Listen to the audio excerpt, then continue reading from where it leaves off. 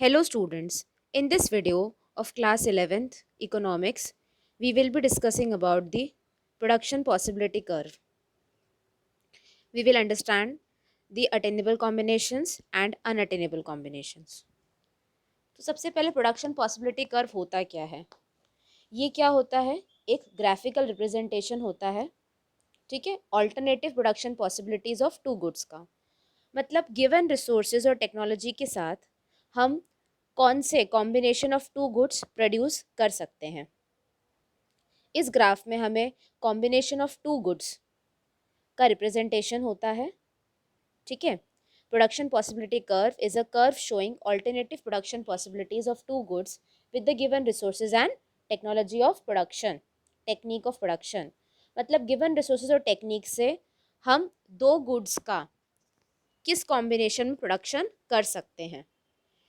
अब production possibility curve को हम क्या कहते हैं? प्रोडक्शन बाउंड्री भी कहते हैं, प्रोडक्शन फ्रंटियर भी कहते हैं, ट्रांसफॉर्मेशन लाइन भी कहते हैं और ट्रांसफॉर्मेशन कर्व भी कहते हैं, ठीक है। ये क्या शो करता है? Maximum possible combination, maximum possible production with the given resources. Given resources और टेक्नोलॉजी के साथ मैक्सिमम प्रोडक्शन हम कितना कर सकते हैं। अब इस कर्व को हम ट्रांसफॉर्मेशन लाइन या ट्रांसफॉर्मेशन कर्व भी कहते हैं। ये कर्व इंडिकेट करता है कि हम मोर ऑफ गुड एक्स तभी प्रोड्यूस कर सकते हैं जब हम विड्रॉ करें प्रोडक्शन ऑफ गुड वाई। यानी हम गुड एक्स का प्रोडक्शन ज़्यादा तभी कर सकते हैं जब हम रिसोर्सेज विड्रॉ करें गुड वाई से। Good more of good X can only produced by reducing the production of good Y. Production possibility curve is a curve showing combinations of two goods, दो गुड्स के combination जो हम produce कर सकते हैं available resources के साथ। और इसके अजम्पशन क्या है कि रिसोर्सेज हमें दिए हुए रहते हैं और रिसोर्सेज को हम पूरी तरीके से यूज़ कर रहे हैं और एफिशिएंट यूटिलाइजेशन कर रहे हैं। एफिशिएंट यूटिलाइजेशन मतलब वेस्टेज नहीं है, ओके। और टेक्निक ऑफ प्रोडक्शन जो है, हमारी टेक्नोलॉजी क्या है, वो क्या है? सेम है, यानी कि कांस्टेंट है, ओके।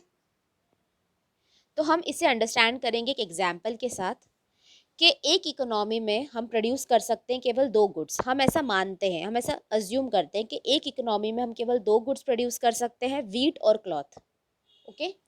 वीट और क्लॉथ हम प्रोड्यूस कर सकते हैं। एक इकोनॉमी के अंदर वीट है और क्लॉथ है जो प्रोड्यूस कर सकते हैं अवेलेबल रिसोर्सेज और टेक्नोलॉजी के साथ। अगर हम सारे रिसोर्सेज को यूज़ करते हैं वीट को प्रोड्यूस करने के लिए तो हम 100 लाख टन्स वीट प्रोड्यूस कर सकते हैं।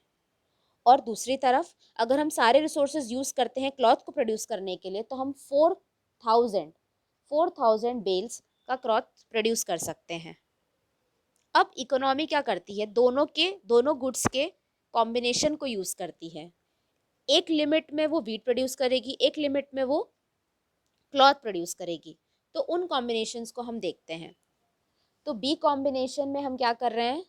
90 लाख टन्स वीट प्रोड्यूस कर रहे हैं, तो 1000 बेल्स हम क्लॉथ की प्रोड्यूस कर पा रहे हैं, ठीक है। तो हमने कितना कम किया?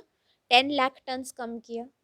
फिर बी से हम सी कॉम्बिनेशन में आए तो हमने 70 लाख टन्स वीट प्रोड्यूस करा और 2000 बेल्स हमने क्लॉथ प्रोड्यूस करा। तो हमने कितना प्रोडक्शन कम करा वीट का? 20 लाख टन्स का।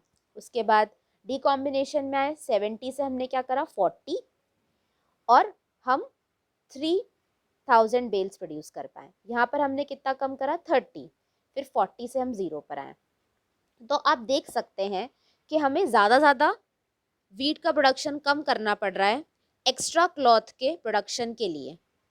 ऐसा इसलिए होता है क्योंकि जो रिसोर्सेज वीट को प्रोडक्शन करने में लगाए गए हैं वो ज़्यादा अच्छी तरीके से वीट का प्रोडक्शन कर रहे हैं।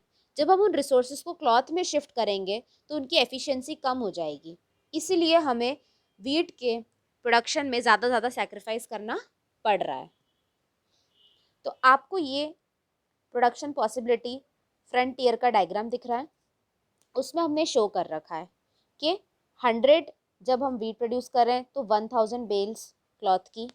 जब हम 70 प्रोड्यूस कर रहे हैं, 70 लाख टन्स वीट प्रोड्यूस कर रहे हैं तो 2000 बेल्स क्लॉथ की। फिर हम 40 लाख टन्स वीट प्रोड्यूस कर रहे हैं तो 3 बेल्स प्रोड्यूस कर रहे हैं क्लॉथ की। जब हम 0 लाख टन्स वीट प्रोड्यूस कर रहे हैं तो 4000 बेल्स हम प्रोड्यूस कर रहे हैं क्लॉथ की। तो ये प्रोडक्शन पॉसिबिलिटी कर्व का डायग्राम है। यहाँ पर आपको ए, बी, सी और डी कॉम्बिनेशंस दे रखे हैं जो आपके प्रोडक्शन पॉसिबिलिटी शेड्यूल यानी प्रोडक्शन पॉसिबिलिटी टेबल में भी दे रखे हैं। ओके तो यही है आपका ये जो डायग्राम है आपके सामने, यही ट्रांसफॉर्मेशन कर्व है, यही ट्रांसफॉर्मेशन लाइन है, यही प्रोडक्शन पॉसिबिलिटी फ्रंटियर है, यही प्रोडक्शन बाउंड्री है। अजम्पशन क्या है पीपीसी के, क्वेश्चन में पूछा जा सकता है अजम्पशन बताइए पीपीसी के। तो अजम्पशन क्या है पीपीसी के, resources are given resources are fully and efficiently utilized और टेक्नोलॉजी रिमेन्स कांस्टेंट।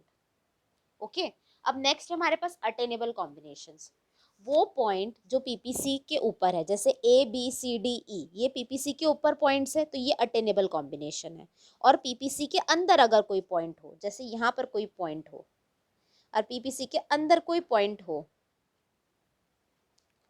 तो वो क्या होगा, अटेनेबल कॉम्बिनेशन, मतलब ये कॉम्बिनेशन हम प्रोड्यूस कर सकते हैं।